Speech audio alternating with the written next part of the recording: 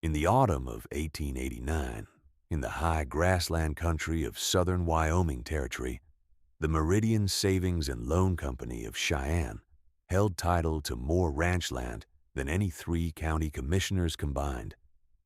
It had gathered that land the way a flood gathers fence posts, quietly and without ceremony, through instruments of debt that bore the signatures of men who had trusted the wrong spring rains, the wrong cattle prices, the wrong assurances from a man with a clean collar and a ledger he kept facing himself. Mabel Cord was 27 years old on the morning they came to take her family's ranch. She had $8 in the tobacco tin above the fireplace, a mule named Pepper, and a set of bookkeeping ledgers her father had kept in a hand, so precise and small that a man needed good light and patience to read them. She had that patience. She had spent 11 years at his elbow learning it. Her father, Jonas Cord, had homesteaded the land in 1872, when Mabel was not yet a thought and Jonas was 22 years old, with 160 acres of federal grant land and a team of oxen he had bought on credit from a man in Laramie. He had built the house himself over the course of a summer and a fall, from timber he cut on the ridge to the west. He had dug the well in his second year, 16 feet down through clay and gravel before water, and he had lined the shaft with stones carried from the creek bed over 4 weekends in August. He was a deliberate man who wasted nothing, not timber, not water, not effort, and not words. He had taught Mabel to read from the almanac and decipher from the household accounts, sitting at the kitchen table in the winter evenings when the work slowed and the lamp was the most useful thing in the room. When she was 12, he had begun showing her the ranch ledgers, the real ones, the columns of feed costs and cattle prices and hay contracts and fence wire bills, and he had explained to her that a number written down is a promise, and a promise kept is the only thing that actually holds a life together over time. She had taken to the ledgers in the way she had taken to the mule, with a quiet absorption that surprised the people who expected restlessness from a girl her age. The barn had burned in the spring of 1884. A lantern knocked from its hook during a calving, Jonas said afterward, and by the time he woke to the smell of smoke, the structure was beyond saving. He rebuilt it over the summer. He borrowed $1,200 from the Meridian Savings and Loan Company in April of that year to cover the lumber and the labor, and he came home from Cheyenne with the loan document in his coat pocket and sat at the kitchen table and explained it to Mabel in the same careful way he explained everything. The interest rate was stated in the document. The payment schedule was stated. He had read it twice in the banker's office and again at home, and he had concluded it was fair enough and that he would retire the debt in 5 years if the cattle prices held. They did not hold, not every year. Some years they held, and some years they did not, and Jonas made what payments he could and documented every one. He kept his receipts in a tin box under the floorboard beneath his desk, and he noted each payment in his ledger beside the date and the amount and the name of the clerk who had taken his money. This was not a habit born of suspicion. It was a habit born of the same principle that had built the stone-lined well, that you do a thing properly the first time because you may need to rely on it later. He died in February of 1889 of a congestion in the chest that came on fast after a wet January and did not leave.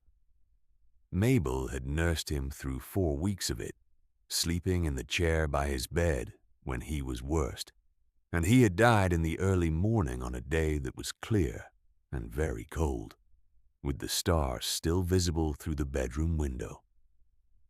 She was alone on the ranch. She had no brothers and no mother, her mother having died when Mabel was 9, and the nearest neighbor was Ruth Hassett, 2 miles east, who came the same morning without being asked and stayed through the burial. The foreclosure notice arrived in September, posted to the door while she was in the north pasture mending wire. When she pulled it free of the nail and read it in the cold morning light, she did not weep. She stood on the porch with the document in her hand, and she read it 3 times, the way her father had taught her to read any paper that meant to take something from her. Then she folded it carefully along its original creases and placed it in the pocket of her coat. The claim was that Jonas Cord had taken a loan of $1,200 from the Meridian Savings and Loan Company in the spring of 1884, and that this loan, with its interest compounded at a rate she had never heard her father speak of, had grown to $1,940 by the time of his death. She was the sole heir. The ranch was the collateral. The company had been patient, the notice said, but patience had its limits. What struck her, standing there in the frost-stiff grass of the yard, was not the amount. It was the date. Her father had borrowed from Meridian in April of 1884. She knew this because she had been 14, and she had sat at the kitchen table and watched him sign the paper. And she had asked him afterward what interest meant, and he had explained it to her with a patience that was the truest thing about him. She also knew because she had kept his ledgers for the last 4 years of his life, and she had a memory for numbers that her father called a gift and her schoolteacher had called uncanny, that Jonas Cord had made 6 payments to Meridian over the years since 1884. She knew the amounts and the dates of each one. She knew the receipts were in the tin box under the floorboard beneath his desk. She knew the payments totaled $720.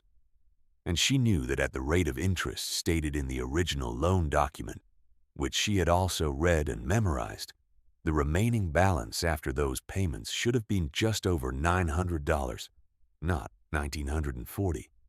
She went inside. She put on the coffee, and she sat down at her father's desk and began to calculate. If you have ever watched a woman do arithmetic in a cold room with a coffee cup, going cold at her elbow, and a foreclosure notice on the desk beside her, you understand something about what patience actually looks like. It doesn't look like waiting. It looks like work. She worked through the evening and into the night. She worked with the loan document open beside the ledger, checking each payment against the stated interest and recalculating the running balance after each one. She worked the arithmetic 3 ways, from the top down, from the bottom up, and from the midpoint, and each time she arrived at the same figure. The balance the company was claiming was $1,043 and some cents in excess of what could be explained by the loan's stated terms. She set down her pencil and looked at what she had written. Then she pulled out the receipts from the tin box and laid them across the desk in order of date and went through them one more time.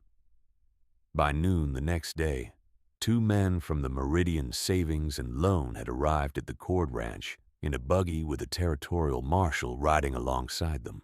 One of the men was named Aldous Fogg, and he was the company's collection agent, a soft-faced man with a wool coat that was too fine for the weather, and a way of speaking that kept the sentences short so there was less to argue with. The other man was a clerk with a document case strapped across his chest, and he did not speak at all. The marshal, whose name was Purdy, had the look of a man who had done this before and found it unpleasant each time without finding a way to stop. Mabel met them at the gate. She had put on her red shawl against the wind, and she had her father's receipt tin under her arm. She did not invite them inside. "Miss Cord," Aldous Fogg said, "I believe you received your notice." "I received it," she said. "The property transfers as of today. I'll need the keys to the house and the outbuildings. You'll need a correct accounting first," she said. "The amount on your notice is wrong." Fogg smiled, which was the expression of a man who has heard this before and knows how it ends. "I assure you our figures have been verified by the company's accountant." "Your company's accountant made an error," she said, "either by design or by accident. The result is the same. I have the receipts for 6 payments. I have the original loan document. I have calculated the correct interest at the rate my father agreed to and signed for. What you are claiming I owe is $1,043 more than the actual balance." The marshal cleared his throat. Fogg's smile did not change, but something behind his eyes did. "Miss Cord, I have a territorial court order. You have a court order based on figures your company provided to the court. The court did not have my father's receipts or his calculations. I intend to provide them." She held up the tin. "Every receipt is here, dated and signed. Some of them bear your company's seal. I suspect the court will find them interesting." Fogg looked at the marshal. The marshal looked at his horse's ears. The ranch was taken at noon that day. The court order was valid, whatever the figures said, and she was not a fool about what the law could do and what it could not do in a single morning. She did not argue with the marshal. She took what was hers to take, which was the receipt tin, the ledgers, the tobacco tin with its $8, her father's tools wrapped in burlap, and pepper. She loaded them into the flatbed wagon she had borrowed from her neighbor Ruth Hassett the night before, having known what the morning held. Then she drove the 15 miles into Cheyenne in the cold, and she did not look back at the ranch house, not because she was not grieving, but because she knew where she was going. There is a thing that happens when a woman who has spent years reading ledgers and receipts sits down inside a territorial land records office and begins to read. The clerks are polite at first, from habit, and later from something approaching unease, because the ordinary petitioner comes in asking a single question and leaves. She came in with a list. She had a room at the Halcyon boarding house on Cary Avenue, paid for from the $8, which left her $3 and some coins. She had arranged through Ruth Hassett's cousin, a woman named Dora, to do the bookkeeping for Dora's husband's freight company on evenings and weekends in exchange for meals and a small wage. She had 6 weeks, she judged, before the money ran out, and she would need to decide something else. 6 weeks was enough if she worked carefully. What she was looking for was something her father had said to her once in the last year of his life, when his chest had grown bad and he had taken to sitting in the evenings at his desk, rereading old papers. He had said, "Mabel, if a man makes a mistake in his own favor often enough, it stops being a mistake." She had asked him what he meant. He had looked at the ceiling for a moment as if deciding something, and then he said, "Check the Meridian figures against the county records. Not my figures. The county's. There is something in there I never had time to finish." She had been too busy nursing him to look, and then he was gone. And then the notice arrived on the door. But she had not forgotten. The Laramie County land records went back to 1873. They were kept in a room at the back of the county assessor's office, in a series of heavy cloth-covered volumes filed by year and parcel number. And there was a smell to that room of old ink and dry binding glue that she came to know very well over the following weeks. The clerk who managed the records was a man named Ott, who was precise and unhelpful in the way of men who have managed public records for a long time and have developed a particular relationship with the concept of access. He made it clear on the first day that the volumes were available for review during business hours, that she was to use the pencil she had brought and not ink, and that she was not to remove any document from the room. She said she understood, and she took the first volume and she sat down at the long reading table by the window. The Meridian Savings and Loan Company had filed its first deed of trust in Laramie County in 1875, on a parcel belonging to a man named Emery Watts. Mabel found it on her second afternoon in the records room. She wrote down the filing number and the original loan amount, and the date of default, and the date of foreclosure. Then she went to the next one.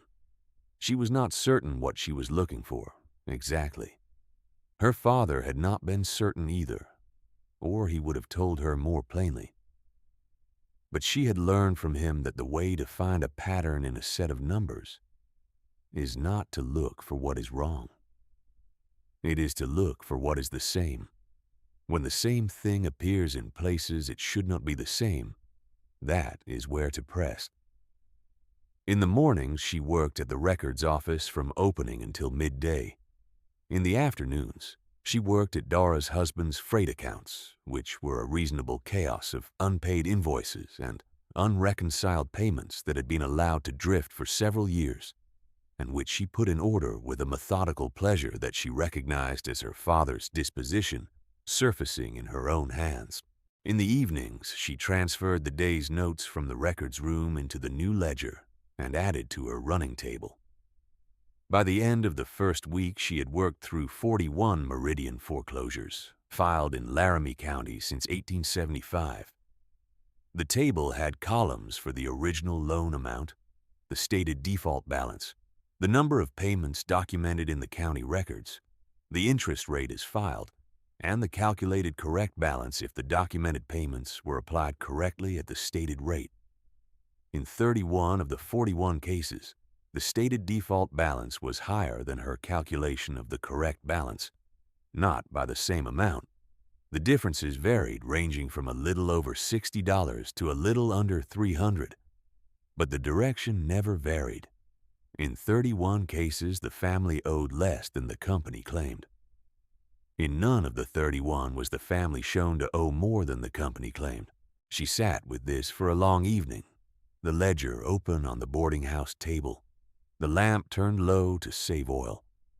She was not yet certain what she had. She needed one more thing. She needed to know how the inflation was being introduced into the figures, because without that she had a pattern and not a mechanism. And a pattern without a mechanism could be argued away as the consequence of poor arithmetic rather than deliberate fraud. Ruth Hassett's cousin Dora had a husband named Frank, and Frank had a brother named Cal who had worked as a teller at Meridian Savings and Loan from 1880 to 1885, before leaving under circumstances he was vague about. Dora mentioned this to Mabel one evening over the supper dishes, in the way that a woman mentions a thing she has been considering mentioning for some time, watching the other woman's face to see if it lands. It landed. Mabel went to see Cal on a Saturday morning. He lived in a room above a saddlery on Ferguson Street, and he did not appear to be a man who enjoyed visitors. He was perhaps 50, with a broad face gone thin at the temples and hands that had developed the particular stillness of someone who has spent years not making unnecessary movements. He kept his hands in his coat pockets and his eyes on the wall behind her while she explained what she was working on, naming the table she had built and the pattern in it and what she believed it indicated. When she finished, he was quiet for a long time. The saddlery below made a steady smell of leather and tallow, and somewhere in the building a horse was moving in its stall. They kept 2 sets of ledgers, he said at last. I figured it out in my second year. One for the customers, showing the payments received and the balances owed. One for the internal records, showing the actual math. They were not the same. She asked him how that was possible without someone noticing. The customers didn't compare ledgers, he said. They paid what they were told they owed. Most of them could not do the arithmetic themselves, or didn't trust that they could if they tried. The ones who pushed back were told the compound interest explained the difference. Compound interest is a reliable thing to blame because most people don't fully understand it and are embarrassed to say so. He paused. The compounding was real in the documents. The rate was as stated. The error was in how the previous payments were applied before the compound calculation ran. If you start from the wrong running balance, the compound interest produces the wrong result, and it looks like math rather than like theft. She asked if he still had anything from his time there, any records or papers. He was quiet again. Then he went to the back of the room and moved a trunk and pried up a floorboard, and he came back with a cloth-wrapped bundle tied with kitchen twine. Inside it were 9 pages of figures in a hand she did not know, dated between January and March of 1885, which appeared to be the internal working calculations for 17 separate loan accounts during that period, with the actual applied payments listed and the correctly calculated remaining balances set beside the inflated balances that appeared in the customer-facing records. She looked at one page and then another. The mechanism was plain once she could see it. The payment was recorded accurately in the internal ledger. Then, before the compound interest was applied, the running balance was adjusted by a small typed figure in the right margin, never the same amount twice, never a round number, always within a plausible range for a transcription error. The compound calculation then ran on the inflated starting figure. The result was a customer balance that was wrong by the accumulated effect of every adjusted starting figure since the inception of the loan, compounded across the years. I left because I was asked to help set the figures on a new loan, and I did not want to know how it would end, Cal said. I did not take those pages to do anything with them. I took them because I thought someday someone might need to see them. She asked if she could borrow them. He said she could keep them. This is the moment when a different kind of story would have her running to the sheriff, or the territorial governor, or some sympathetic judge with what she had found, and the machinery of the law would turn, and the villain would be exposed, and the ranch would be returned in a scene of public vindication. That is not what happened. What happened was quieter, and took longer, and was more thorough. What she had, sitting in the boarding house room and laid Cal's pages beside her own running table, was not yet enough for a court. She had her own calculations, which could be challenged by the company's accountant as a layman's misunderstanding of compound interest. She had the county records, which were public but which Meridian could argue she had misread. She had Cal's pages, which were 9 years old, and from a man who had left the company, and could be accused of bitterness or of having taken them without authorization. What she needed was evidence that reached closer to the present day and higher up the company's hierarchy. She went back to the county records. She had been reading foreclosures. Now she read something else.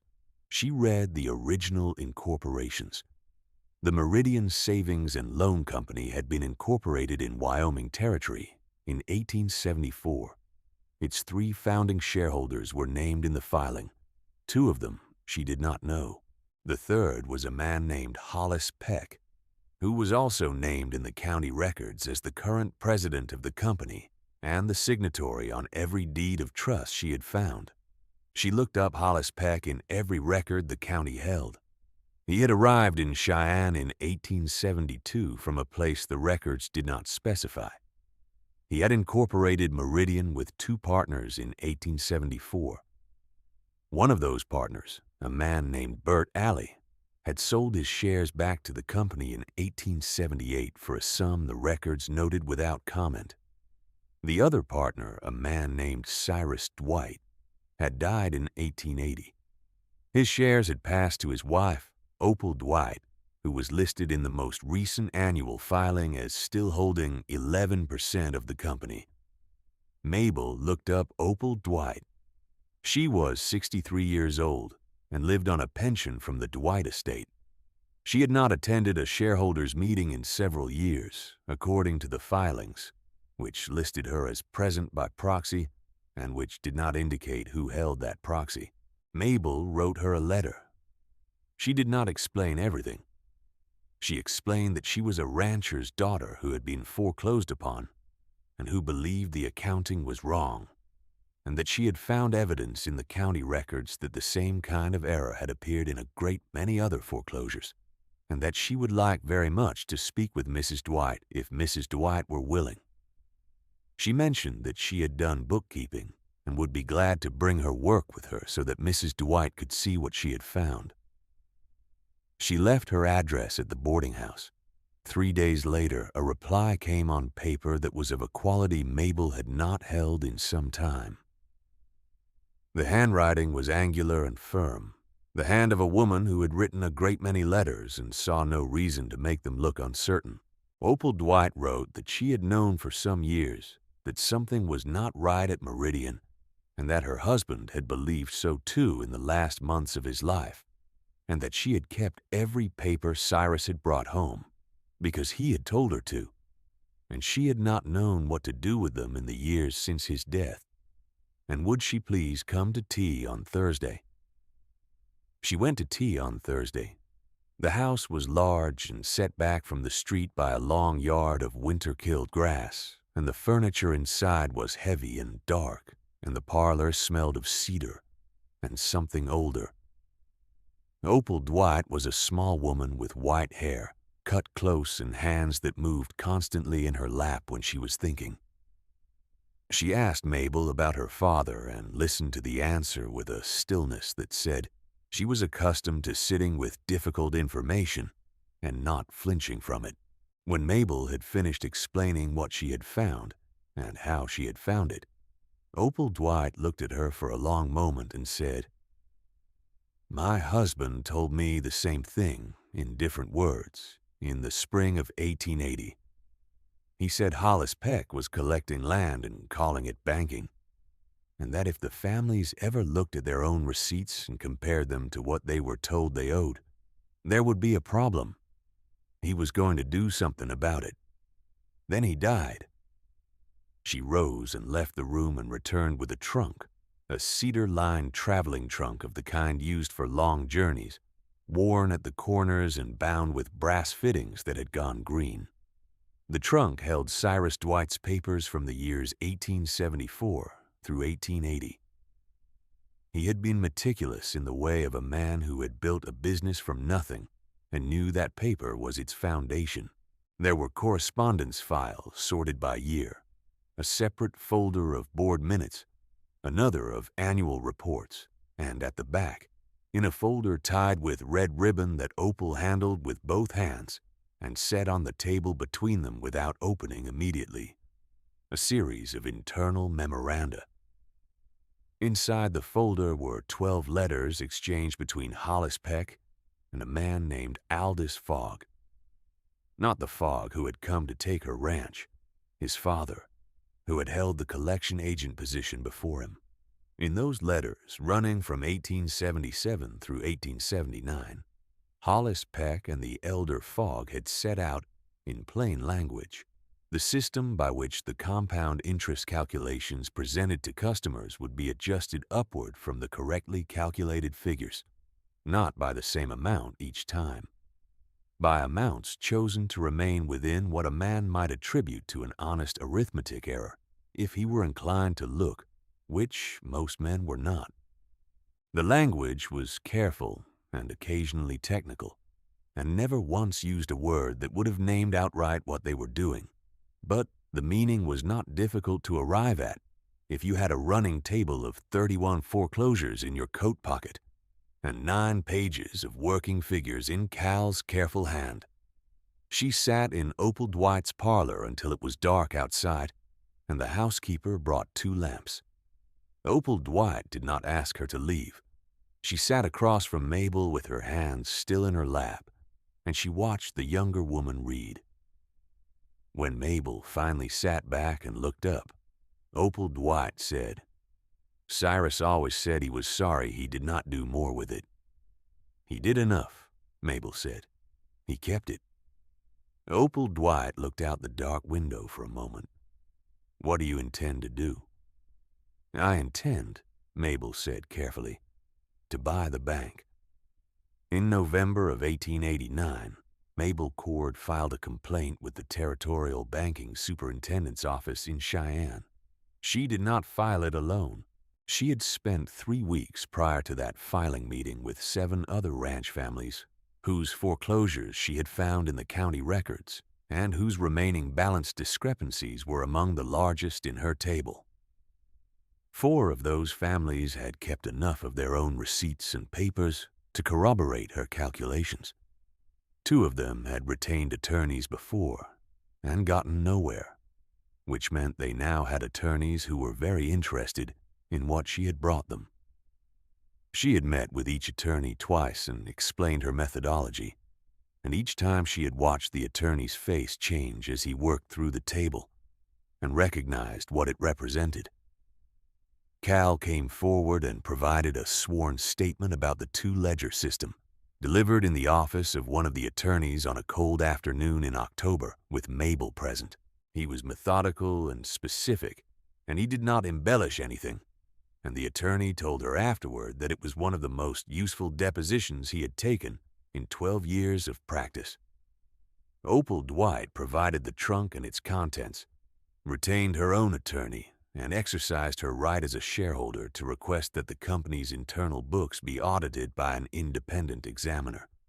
She did this with a brevity that suggested she had been considering it for some years and was relieved to have a reason. The territorial banking superintendent was a cautious man named Hatcher, who had held this position for 11 years, because Wyoming was not a place where a banking superintendent survived by being careless, and he understood immediately that what had been placed on his desk was not a matter he could file away and hope would simplify on its own. He ordered the examination. He sent an examiner named Caldwell, a spare and thorough man from the territorial capital, who arrived at the Meridian offices on a Monday morning in November with a letter of authority and a leather case, and who did not emerge with any friendliness toward the company's record-keeping after the first 2 days. The examination took 12 days. Caldwell's report filled 68 pages, including an appendix of reproduced internal documents and a summary table that closely resembled Mabel's own running table, which she had delivered to the superintendent's office as an exhibit and which Caldwell had apparently found useful as a roadmap. Hollis Peck had managed the company's affairs for 15 years, with no reason to believe that anyone would look closely enough at the seam between the two sets of books to find it. His failure was not carelessness. He was a careful man. His failure was the assumption that the people he took from were not capable of the kind of sustained, methodical work that would be required to find what he had done. He had looked at the ranchers of Laramie County and at the women left behind when the ranchers died, and he had decided what they were capable of. He had been wrong about one of them, and that one was sufficient. The regulatory proceeding that followed consumed the winter of 1889 and the spring of 1890. Hollis Peck cooperated with the examiner in the way that a man cooperates when he has calculated that cooperation costs less than resistance. The territorial attorney reviewed the evidence and entered into extended discussions with Peck's counsel. The final resolution was a consent order and structured settlement, arrived at after negotiations in which the 7 ranch families were represented by their 2 attorneys and Opal Dwight was represented by hers, and the superintendent's office held what it understood to be its statutory authority over the matter and used it with a firmness that Hatcher told his assistant was the most satisfying application of the regulatory statutes he had yet found occasion for. The consent order required the company to pay back the excess interest collected from every documented case, with its own interest applied at the rate stated in the original loan documents, which was a detail that Mabel had specified in the complaint, and which none of the attorneys had argued against. For 31 families, the sums were significant. For some, they were enough to recover the land. For others, the land had passed on and could not be recovered. But the money was real, and it was theirs. Aldous Fogg the Younger departed Cheyenne in January for a destination the newspaper did not specify. 2 of the board members resigned in November, and 1 in February. Hollis Peck retained his position through the regulatory proceeding under the terms of the consent order, which required him to cooperate with the settlement administration, and then stepped down in March of 1890 at the age of 58 to a retirement the Cheyenne newspaper reported without editorial comment. Her settlement applied to the actual balance of her father's loan, resolved the debt entirely and returned $112 to her besides. It did not give her the ranch. The ranch had been resold in October to a cattleman from Laramie, and the sale had been concluded and was not within the scope of the consent order to unwind. This is where the story might seem to stop short of what was promised. It does not stop there. In January of 1890, the territorial banking superintendent, acting on the authority granted him by the consent order and the shareholder agreement negotiated by Opal Dwight's attorneys, required the Meridian Savings and Loan Company to be placed under new management or dissolved. The existing board, reduced to 3 members and facing a shareholders' meeting at which Opal Dwight now intended to be present in person rather than by proxy, had no appetite for a prolonged contest. Opal Dwight, as the remaining original shareholder with an unimpeachable chain of title to her 11%, had rights under the founding articles that her husband had understood well enough to preserve, and she had an attorney who had read those articles with considerable care. Opal Dwight was 63 years old and had no interest in running a bank. She was, however, in possession of a set of papers that had taken her husband years to assemble, and she had spent several months watching a 27-year-old woman with a mule and a receipt tin read those papers and do with them what her husband had never managed to do. She had an opinion about what ought to happen next. They met in the parlor again on a January afternoon when the light through the window was thin and the cedar smell of the room was stronger in the cold. Opal Dwight placed on the table between them a proposal she had worked out with her attorneys over the preceding month. It was not simple, and it was not without risk, and it required Mabel to go into debt, which she found unpleasant. But the debt was to Opal Dwight, and the terms were those of a woman who intended to be repaid in the form of something being set right rather than something being profitable.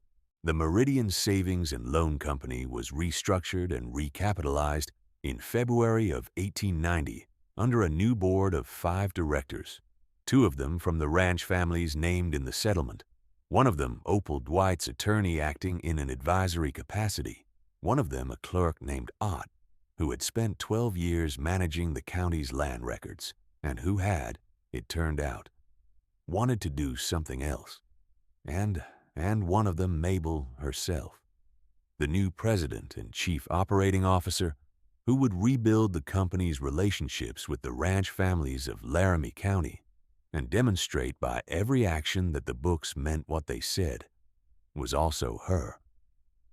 The Cheyenne newspaper ran a notice of the change in management in the 3rd week of February. It was brief. It named the new officer and noted that the company would be operating under the oversight of the Territorial Banking Superintendent's Office for a period of not less than 3 years. It was not the kind of notice that drew a crowd or excited remark. The sort of people who read banking notices in Cheyenne newspapers in 1890 were not, for the most part, the sort of people who would find this one notable. Mabel did not find it notable either.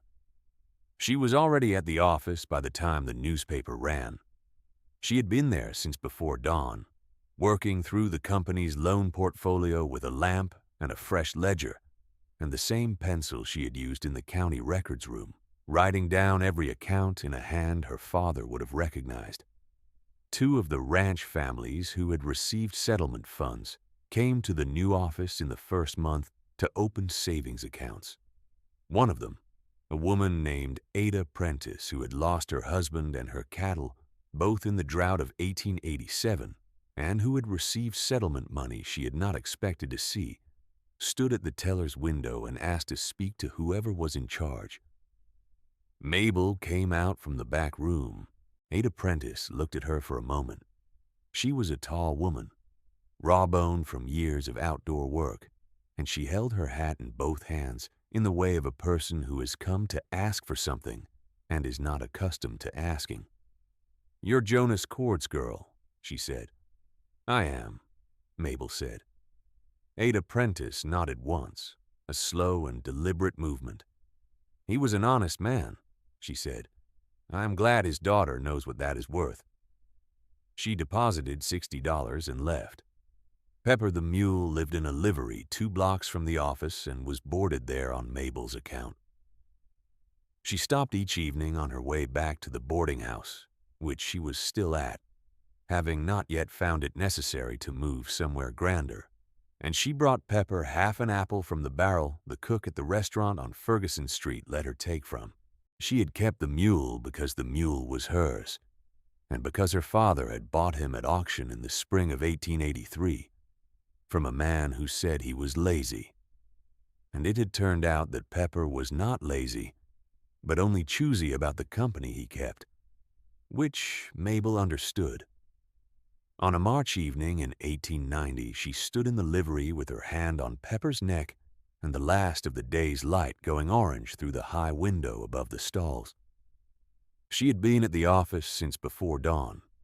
There was a stack of correspondence on the desk she would not finish until tomorrow, including 3 inquiries from ranch families about loans, which she was reviewing carefully, and against which she intended to offer terms that said what they said, without any adjustment in the right margin. She thought about her father. She thought about the ledgers in his careful, small hand, and the patience with which he had taught her that a number written down is a promise, and a promise kept is the only thing that actually holds. The orange light moved along the floor of the livery and went out. Pepper turned his head and bumped his nose against her shoulder, deliberate and without apology, in the way he had of indicating that he was present and that she ought to be too. She had enough money now for a different room than the one at the boarding house. She had considered it and decided to wait. There were things she needed to do first, before she permitted herself anything that felt like being settled. The families whose land could not be recovered still needed accounting. The records still needed to be put fully in order, all the way back to 1875. She had written to the superintendent's office about 2 additional cases she had found in the Dwight papers that did not appear in the original complaint, and she was waiting on a reply. The receipt tin was on the corner of her desk at the office. She had put it there when she arrived in February, and she had left it there since, because it was the thing that had started it, and she saw no reason to put it anywhere else. Her father's handwriting was on the inside of the lid, a single line he had written when he made the tin himself, pressed into the metal with a punch. It said, in letters punched deep enough that she could feel them with her thumb, "Keep every paper that matters." She had. If you know of someone who kept their records when no one expected them to, and who found in those records something the world would rather have stayed buried, leave their name below. This story belongs to all of them. And if a woman with a tin box of receipts and a borrowed wagon and a mule named Pepper sounds like someone you want to spend more time with, there is another story waiting for you at the end of this one.